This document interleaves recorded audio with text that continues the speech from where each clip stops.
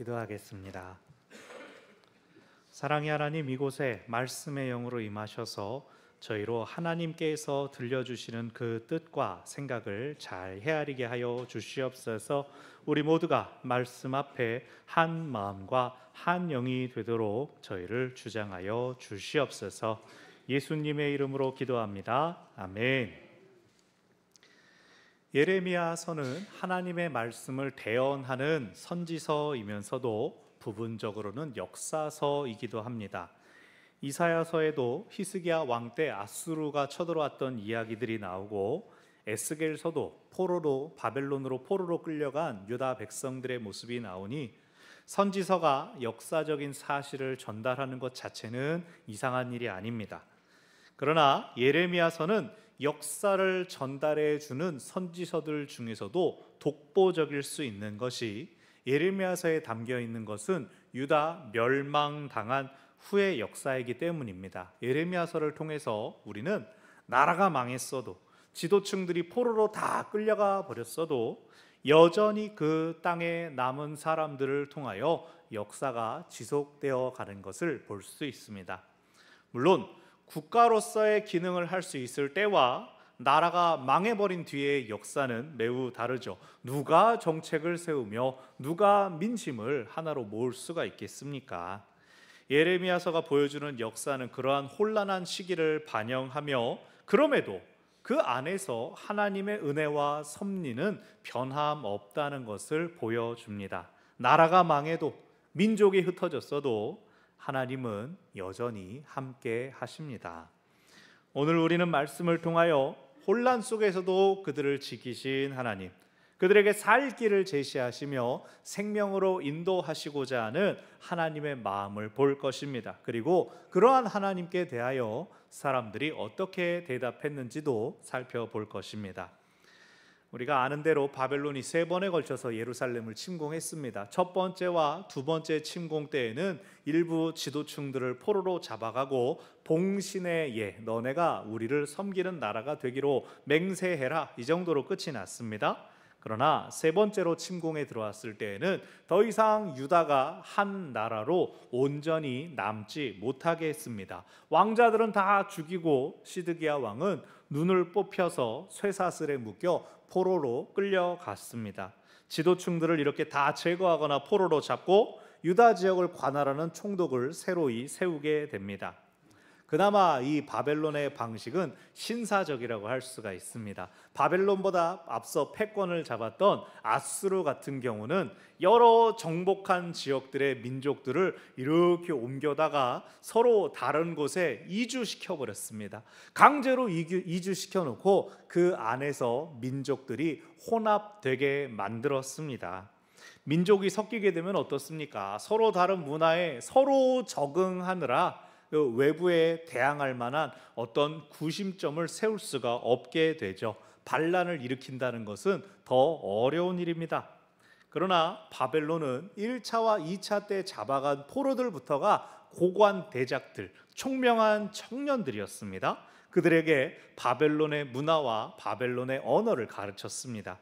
우리가 잘 아는 다니엘이 그렇지 않습니까? 바벨론식으로 이름을 바꾸고 바벨론의 교육을 받은 다니엘이 이 바벨론화 되어서 제국에 아주 충성스러운 신하가 되었습니다.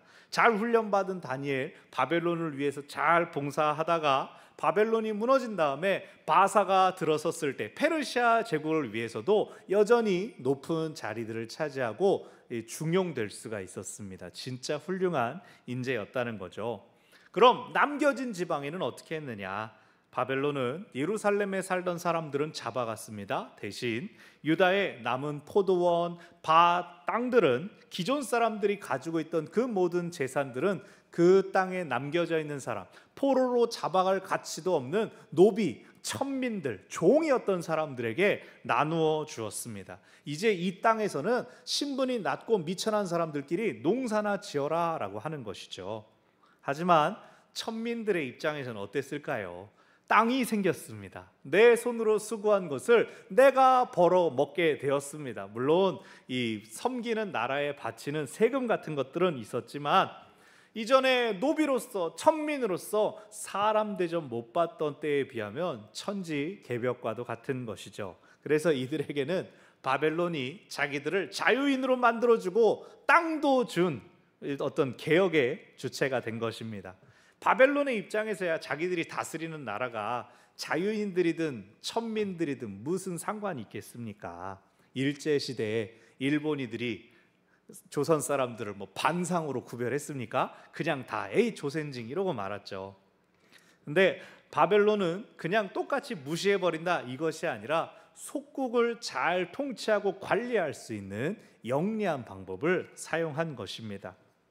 더군다나 바벨론은 그 속국 유다의 총독을 그 현지인 중에서 뽑았습니다. 현지 사정을 잘 이해하면서 친바벨론적인 사람, 멸망한 유다 지역의 총독으로는 사반의 손자 아히감의 아들인 그다랴가 총독으로 세워졌습니다. 사반 가문은 요시야 왕 때에도 서기관으로서 하나님의 말씀을 붙들고 왕가를 섬겼습니다. 바로 이 사반이 성전 보수 공사 중에 발견된 율법의 두루마리를 요시야 왕에게 읽어 주었고, 왕은 그 말씀에 의지하여 종교 개혁을 일으켰죠. 하나님께서 기뻐하시는 유다가 다시 회복됩시다라고 했습니다. 이 사반의 가문이 계속해서 서기관으로 나라와 왕을 섬기면서 특별히 그다랴는 예레미야의 말씀 사역을 전폭적으로 지지했습니다. 여호야김 왕이 예레미야에 대하여 미운 마음을 품고 갈등을 일으켰을 때, 또 다른 고관들이 예레미야를 해치려고 할 때 이 그다랴가 예레미야를 보호하고 숨겨 주었습니다. 예레미야의 주된 메시지는 바벨론이 하나님의 도군이 바벨론에 항복하라는 것이었습니다. 그러니 그다랴도 친바벨론 인사, 바벨론의 우호적인 사람으로 알려졌을 것이다 우리가 생각할 수 있습니다. 이 바벨론의 정복지에 대한 이러한 관용 정책들 덕분에 유다는 오히려 아무 간섭 없이 천천히 재건의 기틀을 마련해 가고 있었습니다. 몇 년 동안의 바벨론과의 전투에서 이기지 못해서 결국 뿔뿔이 흩어졌던 군인들도 미스바에서 유다 지역을 관할하는 총독 그다랴에게로 다시 돌아오고 모여들게 되었습니다. 예루살렘은 파괴되었을 뿐 아니라 몇백 년 동안 이어져 온 수도였기 때문에 바벨론의 입장에서는 예루살렘을 중심지로 삼아서 여기서 다시 모여라 라고 할 수가 없죠. 또 아마 오랜 이스라엘 왕국의 전통을 따라 다윗 가문에서 항상 왕이 세워져서 예루살렘에서 다스렸는데, 다윗 가문이 아닌 그다랴가 예루살렘에서 유다를 통치할 수는 없었을 것입니다. 그래서 그다랴가 바벨론에 의해 세워진 총독이지만 자신의 분수와 한계를 알고 오직 나라 재건에만 힘쓰고 있었습니다. 그런데 돌아온 군인들 중에 다윗 가문에 속한 사람이 있었습니다. 느다냐의 아들 이스마엘은 왕의 직계가 아니었기 때문에 바벨론에 의한 숙청에는 휩쓸리지 않았습니다. 하지만 그가 자신이 다윗 가문이었기 때문에, 왕의 사촌 친척이었기 때문에 다른 가문 사람이 유다 지역을 통치한다라는 것을 좋게 보지 않은 것 같습니다.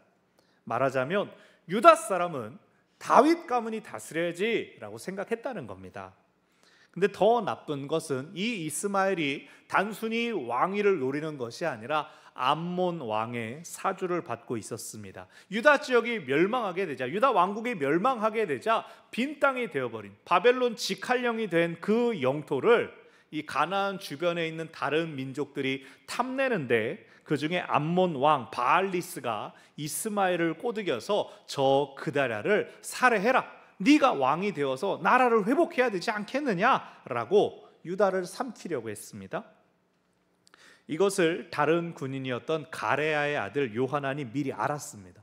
총독을 찾아가서 당신을 암살하려는 음모가 있습니다. 왕의 종친인 이스마엘을 경계하십시오. 못하면 내가 그 사람을 먼저 쳐서 없애도록 하겠습니다. 명령만 하십시오, 총독님. 그랬는데 그다랴는 그 말을 듣지 않았습니다. 아유, 그래도 왕의 종친인데 그런 불명예스러운 일을 하겠는가? 그리고 지금은 나라가, 왕국은 멸망했어도 우리 사람들을 다시금 일으키고 재건해야 되는데 동포들 간에 피 흘리는 일이 있어야 하겠는가? 아마 그렇게 생각했던 것 같습니다. 하지만 불행하게도 요하난이 경고했던 것처럼 결국 이스마엘은 그다랴를 살해합니다. 총독을 살해했을 뿐만 아니라 함께 있었던 유다 고관들, 그리고 또 함께 있었던 바벨론으로부터 파견된 바벨론 군인들까지도 무참히 살해합니다. 이것은 바벨론의 관리, 지배를 받지 않겠다라고 하는 반역 행위였죠. 뿐만 아니라 이스마엘은 그 혼란 가운데 성전, 폐허가 된 성전을 순례하는 순례객들, 성전 순례객들 70명을 또 몰살시킵니다. 왕의 종친이라는 그의 신분이 나았을지언정 유다 말미의 왕들이 나라와 백성들보다 자기의 영달을 꾀했던 것처럼 이 이스마엘도 암몬 왕이 약속한 그 약속에 취하여서 자기 동족을 무참히 살해해서 나라를 어지럽게 만들었습니다. 그리고 미스바에 있었던 백성들을 포로로 잡아 단체로 암몬에 망명하려 했습니다. 그러니까 지도자들이, 리더가 온전한 생각을 품지 아니하면 백성들이 고생하는 것입니다. 겨우 바벨론 물러가고 스스로 뭔가를 할 수 있는 시간과 기회가 주어졌는데 쿠데타가 일어나고 또 다른 나라의 포로로 끌고 가려는 것입니다. 가레의 아들 요하난이 이스마엘을 추격했을 때 이스마엘은 그 포로들을 다 버리고 백성들을 다 버리고 부하들과 함께 암몬으로 넘어갔습니다. 그럼 이제 남겨진 백성들이 다시 미스바로 와가지고 우리 다시 힘을 내봐요 하면 될까요? 요하난이 걱정이 생겼습니다. 범죄를 저질렀던 바벨론 총독을 죽이고 바벨론 군인을 살해한 이스마엘은 암몬 땅으로 도망가 버렸습니다. 그러면 바벨론이 이에 대한 책임을 물을 것인데 범인은 사라졌고 남겨진 우리가 또 공격당하고 침략당하는 거 아니냐, 너네는 도저히 못 남겨두겠다라고 하는 것은 아니냐. 그래서 생각한 것이 그럼 이 땅을 완전히 떠나자, 우리 애굽으로 가자라고 했습니다. 애굽이 그래도 바벨론에 맞서서 싸운 역사도 있고 또 힘이 있는 나라니 우리가 거기에 잠시간 몸을 숨기고 있으면 애굽이 더 힘을 키워서 일어날 수 있거나 혹은 우리들이 일어날 때가 오지 않겠는가. 창세기에 보면 야곱이 기근 때문에 어쩔 수 없이 애굽으로 내려가게 되죠. 어쩌면 요하난이 그것을 떠올렸을지도 모릅니다. 70명의 야곱의 가족들이 장정만 60만이 되는 대민족이 되어 돌아오게 되었던 것처럼 우리도 애굽에서 번성할 수 있지 않겠는가. 다만 미스바에서 붙잡혔던 사람들 중에 바로 하나님의 사람 예레미야가 있었습니다. 사람들은 하나님의 사람에게 애굽으로 가는 것이 어떠냐고 한번 여쭤보자. 그 사람 예레미야를 통해 하나님께 기도해 보자. 하나님께서 좋은 대답을 주시면 우리가 복받아서 가니까 더 좋지 않겠느냐. 예레미야서에서는 대부분 하나님의 말씀이 예레미야에게 임하여 예레미야가 심판의 말씀을 선포하는 식으로 계속 진행되었습니다. 그런데 예레미야가 말씀 사역을 한 지 40년, 50년이 되자 사람들이 드디어 하나님의 뜻을 여쭙게 된 것입니다. 하나님 어떻게 생각하는지 들어보자. 하나님 어떻게 생각하는지 우리 기도해보고 움직이자라고 한 겁니다.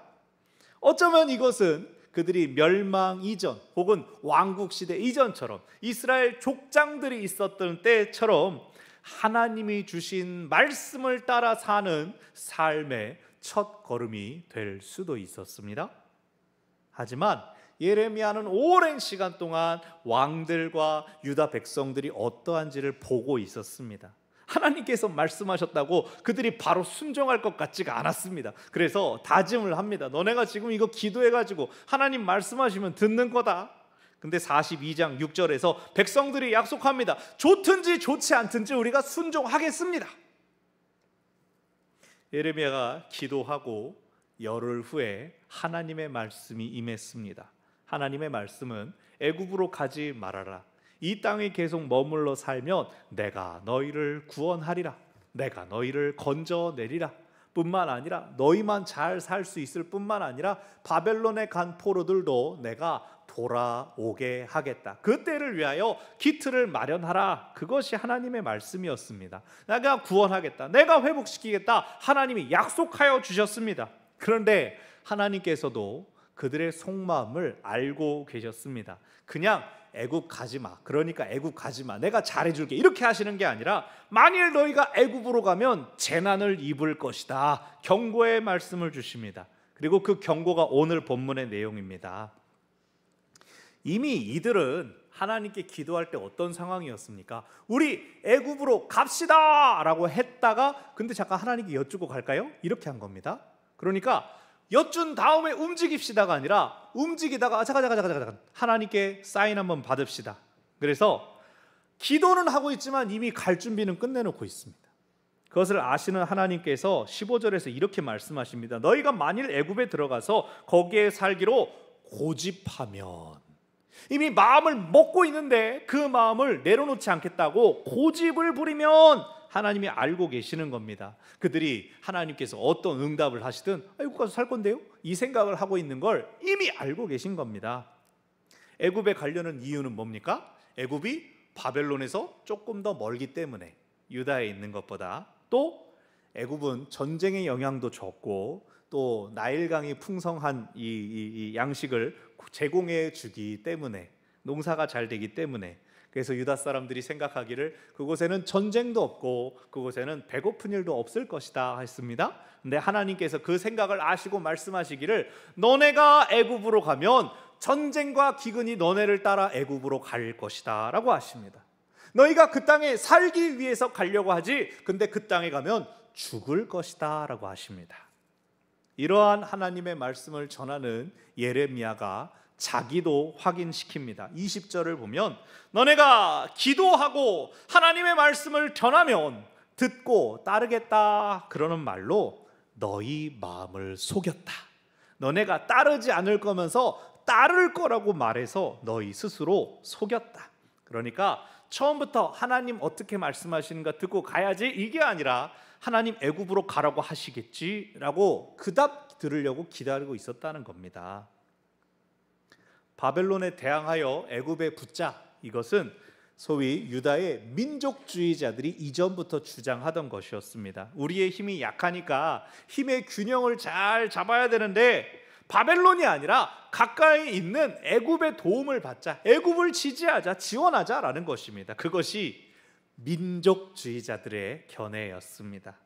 실제로 시드기야 때 애굽이 군대를 움직였다라고 하자 바벨론이 예루살렘 포위를 한 반년 동안 푸는 일이 생깁니다. 하지만 그때 바로가 바벨론을 쫓아내기는커녕 자기 땅 지키기에도 급급했습니다. 그것을 봤으면서도 이들은 애굽에 대한 헛된 기대를 버리지 않고 이제는 우리가 애굽으로 내려가자는 것입니다. 하나님의 말씀이 자기들 뜻대로 나오지 않자. 그래 애굽 잘 가. 다음에 보자. 하나님의 말씀이 그렇게 되지 않고 가지 말아라. 가면 죽는다. 그러니까 이 사람들의 반응은 무엇입니까? 예레미야에게 야 하나님이 그렇게 말씀하셨을 리 없다. 너 거짓말하지 말아라. 너 어디 그 하나님 말씀 이루어지나? 너도 같이 가자. 예레미야와 바룩을 잡고 납치해서 애굽으로 갑니다. 애굽은 어떤 나라입니까? 과거 이스라엘 민족이 종살이했던 나라 아닙니까? 왕국이 멸망했다고 우리 그럼 다시 애굽으로 가자라고 하는 이 모습은 바벨론에 억지로 끌려간 포로들의 모습과 별반 달라 보이지 않습니다. 하나님의 백성이 하나님을 의지하지 않고 세상 권력 의지해서 자기를 종으로 삼았던 나라에 다시 도와주세요라고 하며 돌아가는 것이죠. 지도층의 잘못된 판단들 때문에 백성들만 재난을 벗어나질 못합니다. 사실 역사 속에서는 바벨론이 주전 608년 갈그미스 전투에서 이 애굽을 크게 물리친 이후로 애굽에 또 다른 원정을 갔다라고 하는 기록은 나타나지 않습니다. 에스겔 27장을 보면 바벨론이 두로를 치기 위해 13년이나 원정 전투를 치렀는데 그렇게 해도 두로를 끝내 함락을 시키지 못합니다. 그런 바벨론을 향해서 하나님께서 말씀하시기를 애굽을 넘겨주겠다. 두로는 못 찔렀지만 애굽은 내가 너희에게 넘겨주마 하고 하나님께서 약속하시는 그 시기가 주전 571년입니다. 그러니까 그때까지도 애굽이 아직 바벨론의 본격적인 침공을 받지 않았다는 거죠. 하지만 바벨론이 애굽을 치지 않았어도 그 608년에 있었던 갈그미스 전투 이후로 애굽은 북진할 힘을 완전히 잃어버립니다. 팔레스타인 지방을 넘보지 못하게 됩니다. 그러니 오늘 본문은 유다의 남은 사람들이 완전히 끈떨어진 애굽을 의지하면서 아니야, 애굽이 일어날 거야, 애굽이 우리 살려줄 거야, 가면 우리가 살 수 있을 거야, 완전 잘못된 판단을 하고 있는 걸 보여주는 겁니다. 오늘 본문에서 가장 문제가 되는 건 뭡니까? 오늘 주시는 하나님의 말씀은 예레미야를 통해 간구한 다음에 주어진 것이라는 점입니다. 그들은 하나님의 말씀을 듣고 따르겠다고, 순종하겠다고 약속했지만 그것이 자기 생각, 자신이 알고 있는 것과 맞지 않자 오히려 선지자를 거짓말쟁이로 몰아버립니다. 귀에 듣기 좋은 말만 듣고 내 생각에 옳은 것을 따르겠다는 겁니다. 이것은 선지자가 지적한 것처럼 스스로를 속이는 것일 뿐만 아니라 감히 하나님을 시험하고 속이려는 것이었습니다. 우리가 수요일마다 출애굽기 묵상하고 또 몇 달 전에 신명기 말씀 묵상하면서 하나님께서 이스라엘 민족에게 제일 싫어하는 것 말씀하셨습니다. 이스라엘 민족들 스틀리면 꼭 이 말로 하나님의 속을 긁어 놓았는데 그게 바로 나 애굽으로 돌아갈래, 이럴 바에 뭐하러 나왔어 하는 말이 아주 하나님 듣기에 못된 소리였죠. 근데 그때 그렇게 이 광야에서 몇 번이고 애굽으로 돌아간다 그랬다가 혼이 났으면서도 지금 유다가 나라 망한 뒤에 하나님 뜻 찾고 하나님 어떻게 하죠 묻기보다는 그 오랜 불순종의 역사를 나 애굽으로 가겠다라고 하는 것을 보여줍니다. 우리가 몸에 병이 들고 불편한 곳이 있으면 병원 가죠. 그런데 같은 병원에도 의사끼리 처방 다릅니다. 병원마다 또 우리는 비수술이고 뭐고 다 처방이 다르니까 우리가 정말 원인을 잘 알 수 없다면 내게 맞는 병원, 내게 맞는 의사, 약을 찾아서 여러 곳을 가볼 수 있습니다. 교회도 그렇습니다. 주중에 교회를 찾고 있어서요, 예배를 찾고 있어서요, 이렇게 오시면 제가 일부러 우리 교회 유튜브 있습니다. 제 설교도 한번 들어보시고 우리 교회 예배도 어떤지 한번 직접 보십시오. 무조건 이제 주일날 와가지고 판단하게 하지 않고 일부러 텀을 드립니다. 개인의 성향이라는 게 있을 수 있으니까요. 그러나 하나님에 대해서는 다릅니다. 우리가 하나님에 대해서 이분 나랑 잘 맞는 분이네, 안 맞는 분이네라고 할 수가 없다는 거죠. 누가 판단하십니까? 하나님께서 우리에 대하여 잘하네, 못하네 라고 판단하시지 않습니까? 우리가 늘 하나님 앞에 바르기를, 하나님 앞에 맞기를 우리는 구할 수밖에 없습니다. 그런데요, 놀랍게도 우리가 기도할 때 이 유다 사람들과 같은 일이 우리 가운데 일어납니다. 하나님 아직 응답 안 하신 것 같은데요? 하나님 내 사랑 뻔히 알면서 하나님 그런 말씀 하실 분 아니죠. 제가 더 기도하겠으니 내 마음에 드는 대답을 빨리 주십시오. 내가 기도했으니까 그 대답 주십시오. 우리 기도할 때 이런 일 일어나지 않습니까? 응답받을 때까지 한다고 하지 않습니까? 무슨 뜻입니까? 내 마음에 드는 말이 아직 안 들려왔다는 뜻입니다. 여러분 잘 생각해 보십시오. 내가 아직 응답 받지 못해서 기도하고 있습니까? 아니면 받은 응답이 마음에 안 들어서 기도하고 있습니까? 이거 잘 분별해야 됩니다. 사실 하나님께서 이미 나에게 응답하셨는데 내가 모르는 경우들이 아주 많습니다. 왜요? 응답 뭡니까? 내가 원하는 게 이루어져야 응답이라고 생각하지 않습니까? 받은 응답을 내가 이건 맞는 건가 틀린 건가 이거 확인하기 전에 내가 기도하는 하나님이 어떤 하나님이신가를 잘 생각해 보십시오. 내가 하나님을 내 소원 들어주는 무슨 램프의 요정 지니처럼 생각하고 있는 것인가, 아니면 하나님의 그 크신 통치에 내가 들어가려고 하는 것인가를 잘 분별해야 합니다. 하나님은 우리가 우리를 아는 것보다 우리를 더 잘 아시는 분이십니다. 왜요? 하나님께서 우리를 만드셨기 때문입니다. 시편에서 말하지 않습니까? 하나님께서 나를 엄마 뱃속에서 만드셨다. 엄마 뱃속에서 나의 내장을 하나님께서 만드셨다라고 시편 기자가 고백하지 않습니까? 그렇기 때문에 하나님은 우리에게 무엇이 필요한지도 아시고 우리에게 무엇이 필요 없는지도 다 아십니다. 하나님은 우리에게 좋은 것을 권하시고 나쁜 것을 물리치십니다. 왜요? 우리가 살기를 원하시기 때문입니다. 하나님은 우리를 살리시기를 원하시는 분이십니다. 그런데 우리는 사는 길로 가기보다는 죽는 길을 갈 때가 더 있습니다. 왜죠?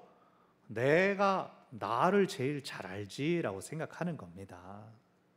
내가 나에게 좋은 것이 무엇인지를 분명하게 알고 결정할 수 있다고 생각하기 때문입니다. 내가 나의 살 길을 선택할 수 있다고 생각하기 때문입니다. 그 결과가 무엇이라고요? 하나님께 불순종합니다. 내 기도 응답받지 않는다고 하는 것입니다. 사랑하는 여러분, 하나님은 우리를 사랑하십니다. 그래서 우리를 생명의 길로 인도하여 주십니다. 믿고 의지했던 것들 무너지고 앞이 캄캄하고 그런데 여전히 숨이 붙어 있다면 하나님은 우리에게 어떻게든 살아라, 어떻게든 때를 기다리라 말씀하시는 것입니다. 사람들이 나를 외면하고 거절하고 내 주위에 아무도 없는 것 같을 때는 하나님께서 나와 하고 싶은 얘기가 있어서 다른 사람 볼륨을 줄여주신 겁니다. 몸이 아프고 불편해서 아무 곳으로도 못 다니고 아무것도 못할 것 같다면 생명의 주인이신 하나님을 기억하라고 가르쳐 주시는 것입니다. 어떤 때, 어떤 상황이라도 하나님은 우리와 함께 계십니다. 하나님이 우리를 지켜보시고 하나님이 우리를 지켜주십니다. 예수님께서 우리에게 기도 가르쳐 주실 때 너희는 응답받을 때까지 매달려가지고 반드시 원하는 바를 쟁취하여라. 예수님 그래 가르쳐 주셨습니까? 예수님 뭐라 그랬습니까? 내 이름으로 구한 건 받은 줄 믿어? 예수님 그냥 그러고 마셨잖아요.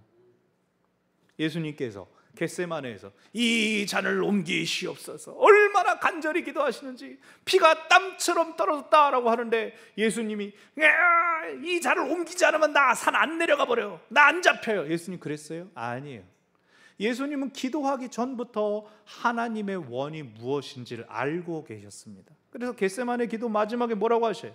나의 원대로 마시옵고 아버지의 원대로 하옵소서. 받아들이신 겁니다. 순종하게 된 것입니다. 그래서 내 안에 불편하고 답답하더라도 하나님이 원하시는구나 그것을 아신다면 순종하십시오. 그것이 바로 응답받은 기도의 증거가 되는 것입니다. 나누는 것, 베푸는 것, 사랑하고 손 내미는 것, 그것이 하나님과 사람에게 덕을 끼치는 일이라면 그것을 기꺼이 행하십시오. 생명을 살릴 수 있는 것이라면 더군다나 더 내려놓고 더 낮아지십시오. 그것이 우리를 바보로 만들고 우리를 손해보게 만드는 것처럼 여겨지더라도 하나님은 그 모든 것을 지켜보시며 우리를 지켜주실 것입니다. 말씀을 정리합니다. 하나님이 기뻐하시는 것은 우리가 사는 것입니다. 그런데 하나님께서 원하시는 것이 있습니다. 우리가 하나님과 사는 것입니다. 그런 하나님께서 우리의 기도를 안 들어주시겠어요? 하나님께서 우리를 죽게 내버려 두시겠어요? 함께 살고 있으니까 하나님은 막 어서 와 그러시겠냐고요? 아니에요. 하나님이 주신 생명을 잘 지킬 수 있도록 도우시는 분 또한 우리가 믿고 의지하는 하나님이십니다. 순종하면 응답받습니다. 우리 눈에 보이는 것을 넘어서 순종하면 하나님께서 우리를 살게 하십니다. 하나님이 주시는 생명 공급받고 또 그 생명을 흘려보내는 우리 모두가 되시기를 바랍니다. 아멘. 기도합니다. 살아계신 하나님, 우리의 생사화복을 주관하시며 우리에게 가장 좋은 것이 무엇인지 하나님이 아십니다. 하나님 앞에 나의 지식과 자랑 뽐내지 아니하고 주가 이끄시는 길 아멘으로 순종하며 응답하는 저희들 되게 하여 주시옵소서. 하나님은 저희의 기도 외면하지 않으시고 이미 다 응답하시고 이미 다 말씀하셨는데 우리가 받지 못했던 것들 다시 생각나게 해 주셔서 하나님 이제는 순종하겠습니다. 나를 통하여 하나님의 뜻 이루어 주시옵소서. 나를 통하여 이 땅에 생명이 흘러가게 하여 주시옵소서. 기도하고 또 응답받는 저희들 되게 하여 주시옵소서. 예수님의 이름으로 기도합니다.